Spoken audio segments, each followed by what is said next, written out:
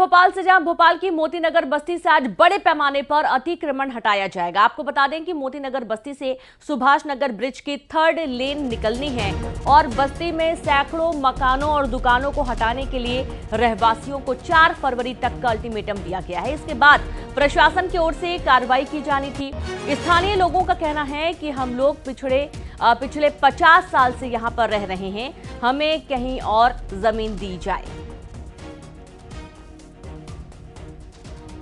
जो अतिक्रमण किया गया है उसे हटाया जाना है, लेकिन यहाँ पर रहने वाले लोगों का कहना है कि पिछले लंबे समय से वो यहाँ पर रह रहे हैं, उन्हें कहीं और विस्थापित किया जाए तभी वे यहाँ से हट सकते हैं।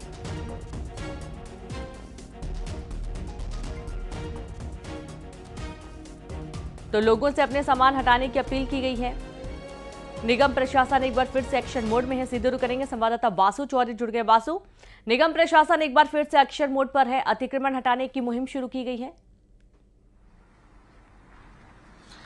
बिल्कुल, देखिए भोपाल में ग्लोबल इन्वेस्टर समिट होने वाली है और इसको लेकर बड़े पैमाने पर शहर में सौंदर्यीकरण का काम चल रहा है। इसमें अतिक्रमण को हटाना भी एक जो प्रमुख बात है वो इसमें शामिल है, क्योंकि सड़कों का चौड़ीकरण जो है वो बेहद आवश्यक है और जो अवैध रूप से दुकानें बनी हुई हैं, घर बने हुए हैं, बस्तियां बनी हुई हैं, जो रोड को घेरने का काम करते हैं, जिनके कारण ट्रैफिक बाधित होता है, कई बार विवाद जैसी स्थिति बनती है, एक्सीडेंट जैसी स्थिति बनती है, तो ऐसे में जाहिर तौर पर अवैध कब्जे को, अवैध अतिक्रमण को हटाना जो है वो बेहद जरूरी हो जाता है। भोपाल के मोती नगर में करीब 100 ऐसी दुकानें हैं जो अवैध रूप से बनी हुई हैं या जो जमीन अतिक्रमण की हुई है उसको अब अतिक्रमण मुक्त कराने का जो काम है वो किया जाएगा। कल शाम को बड़ी संख्या में यहां पर फोर्स पहुंची थी, नगर निगम का अमला पहुंचा था, दुकानदारों को समझाइश दी गई कि अभी भी समय है, आप अपना जो सामान है जो सड़कों पर रखा हुआ है, जो आपने छज्जे डाल रखे हैं, जो आगे आ रहे हैं, जो अतिक्रमण का कारण बन रहे हैं, उनको हटा लीजिए।